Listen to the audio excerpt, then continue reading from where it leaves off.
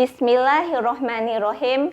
Assalamualaikum warahmatullahi wabarakatuh. Alhamdulillahirabbil alamin. Kita berjumpa lagi di video pembelajaran IPA. Sebelum kita mulai pembelajaran, mari kita berdoa terlebih dahulu.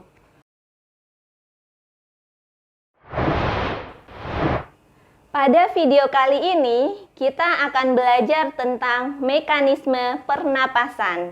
Adapun tujuan yang diharapkan setelah menyimak video ini yaitu yang pertama, dapat mengidentifikasi perbedaan inspirasi dan ekspirasi. Yang kedua, dapat menjelaskan mekanisme pertukaran oksigen atau O2 dan karbon dioksida atau CO2. Setiap saat kita pasti bernapas. Nah, apa yang terjadi saat kita bernapas? Ya, tepat sekali. Jadi, saat kita bernapas, kita menghirup dan menghembuskan udara. Nah, bagaimana ya prosesnya? Yuk kita simak materi berikut ini. Saat kita bernapas, terjadi dua fase, yaitu fase inspirasi dan fase ekspirasi. Nah, bagaimanakah proses dua fase ini? Yuk kita simak penjelasannya. Fase inspirasi terjadi ketika otot antar tulang rusuk berkontraksi, otot diafragma berkontraksi, rongga dada membesar, paru-paru membesar, dan udara masuk. Sedangkan fase ekspirasi terjadi ketika otot antar tulang rusuk berelaksasi, otot diafragma berelaksasi, rongga dada mengecil, paru-paru mengecil, dan udara keluar.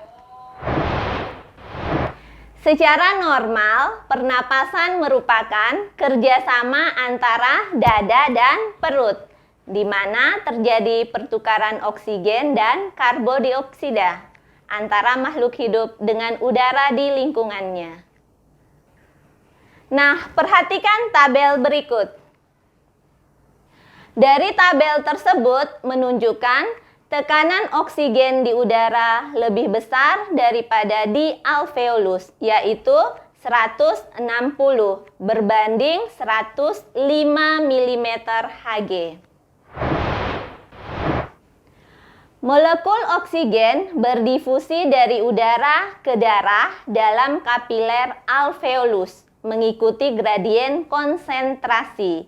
Selanjutnya, darah dari alveolus dipompa jantung ke seluruh jaringan tubuh. Konsentrasi oksigen di dalam darah lebih tinggi dibanding di jaringan tubuh, yaitu 105 berbanding 40 mm Hg, sehingga oksigen berdifusi dari darah ke sel-sel jaringan tubuh, termasuk mitokondria.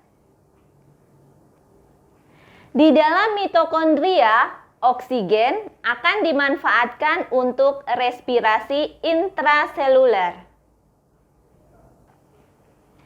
Pernapasan intraseluler menghasilkan zat sisa, yaitu karbon dioksida. Sisa respirasi intraseluler harus dikeluarkan dari tubuh karena bersifat toksin atau racun. Dengan demikian, karbon dioksida berdifusi ke dalam kapiler darah vena dan diangkut ke alveolus. Tekanan karbon dioksida di alveolus lebih tinggi dibanding di udara, sehingga karbon dioksida keluar tubuh. Nah, demikian penjelasan mekanisme pertukaran oksigen dan karbon dioksida di dalam tubuh. Jadi, setiap saat manusia membutuhkan oksigen untuk bernapas. Nah, ini seperti diterangkan dalam Al-Quran surah Al-An'am ayat 150 yang artinya, siapa yang dikehendaki, Allah menunjukinya. Niscaya dia melapangkan dadanya untuk memeluk Islam.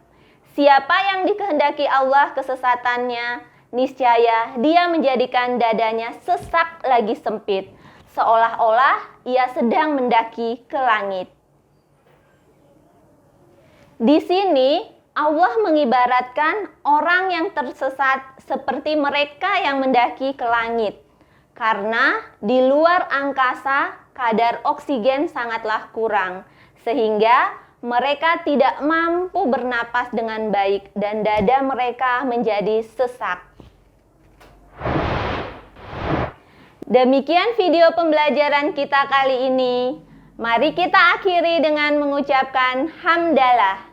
Alhamdulillahirabbil alamin dan doa kafaratul majelis. Subhanakallahumma wa bihamdik asyhadu an la ilaha illa anta astaghfiruka wa atubu ilaik. Wassalamualaikum warahmatullahi wabarakatuh.